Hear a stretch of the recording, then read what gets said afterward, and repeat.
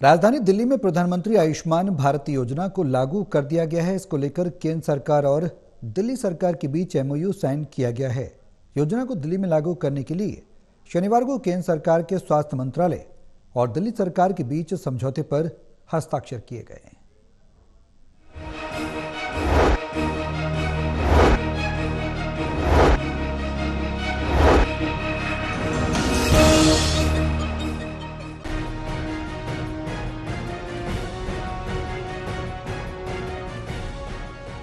राजधानी दिल्ली में भी अब प्रधानमंत्री आयुष्मान भारत योजना लागू होगी। शनिवार को इस योजना को लेकर केंद्र सरकार और दिल्ली सरकार के बीच में एमओयू साइन किया गया।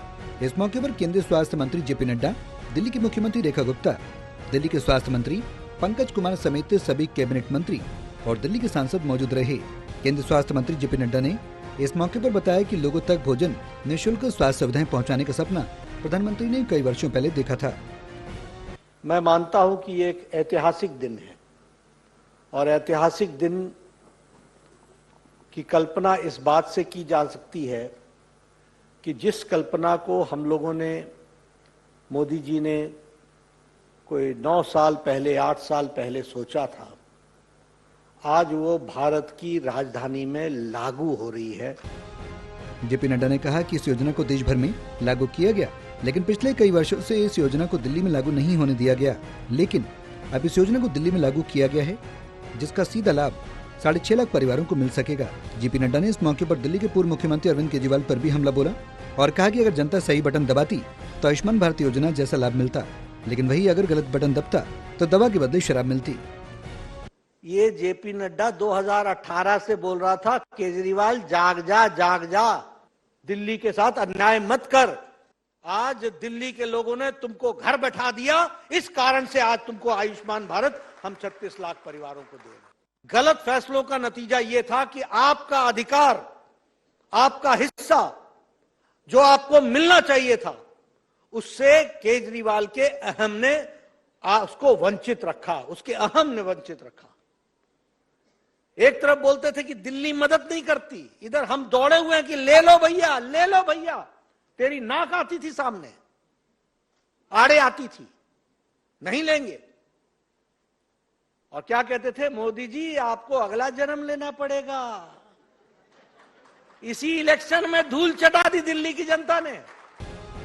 इस मौके पर दिल्ली की मुख्यमंत्री रेखा गुप्ता ने कहा कि योजना लंबे समय से अटकी हुई थी, जिसका दिल्लीवासी इंतजार कर रहे थे, जबकि योजना दिल्ली की लाइफलाइन बन सकती थी।